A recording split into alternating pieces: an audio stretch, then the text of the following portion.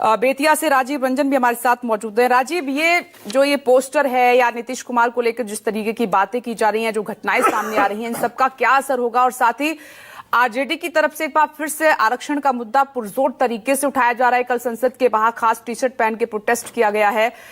इन सबका बिहार चुनाव पर क्या असर होगा? और साथ ही आज आपसे हम चुनाव से पहले बिहार का जो जातीय समीकरण है वो भी समझना चाहेंगे।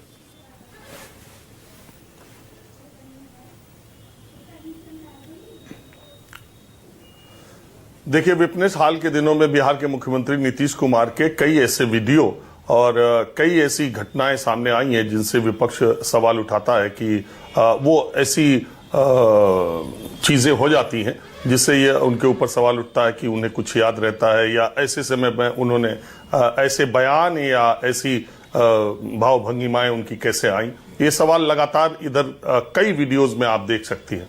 लेकिन आपने जो आरक्षण की बात कही, दरअसल जब बिहार में नीतीश कुमार ने बीजेपी का साथ छोड़कर तेजस्वी यादव के साथ सरकार बनाई और जातिगत जनगणना कराने का काम किया, उसके बाद जातिगत जनगणना के नतीजे आने के बाद बिहार ने अति पिछड़ों को रिजर्वेशन की सीमा बढ़ाकर 65% कर दी। और अगर उसको गरीब सवर्णों का ईडब्ल्यूएस का भी जोड़ ले तो वो 75% की सीमा हो जाती है। विधेयक पास कर दिया गया उसी समय, उस सरकार के दौरान।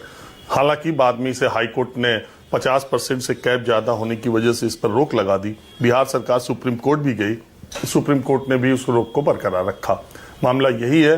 अब आरजेडी के लोग जो चुनाव से पहले जो संसद में प्रदर्शन है, उनका ये कहना है कि केंद्र सरकार इसको नवी अनुसूची में डाल दे, क्योंकि वहां पर रिजर्वेशन हुआ है और वहां पर जनगणना के आधार पर रिजर्वेशन दिया गया है। इसी तरह का मामला तेलंगाना में भी है, जहां कांग्रेस के मुख्यमंत्री रेवंत रेड्डी ने, वहां पर अगर आप देखें तो ओबीसी का 23% से 42% का प्रस्ताव राज्यपाल के पास भेजा है। वहां भी वो सीमा बढ़ करके 62% के आसपास हो जाएगी। अब ये मामला कोर्ट में जाता ही है, क्योंकि 50 इंदिरा साहनी केस में 50% की सीमा की जो बात है, उसके बाद अभी ये मामला सुप्रीम कोर्ट में लंबित भी है। तो एक जो बिहार में जातीय समीकरण की जो बात आपने कही, जातीय समीकरण के हिसाब से निश्चित तौर पर पिछड़ों का, माइनॉरिटी का, अति पिछड़ों का, शेड्यूल कास्ट का अगर आप जोड़ लें तो बिहार में 85% के आसपास जनसंख्या में उनका आता है। और जो जनगणना आई थी उससे भी यह बात स्पष्ट हुई थी।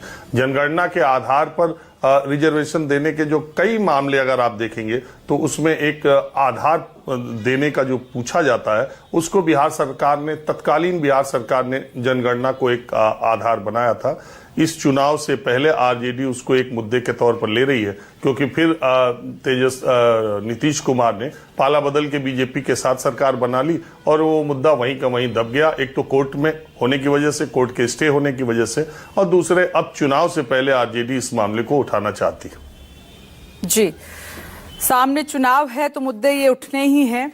किस तरीके से बिहार में जातीय समीकरण है, राजीव समझा रहे थे। मुद्दा ऐसे समय में एक बार फिर से क्यों उठाया जा रहा है वो भी आपने समझा। आइए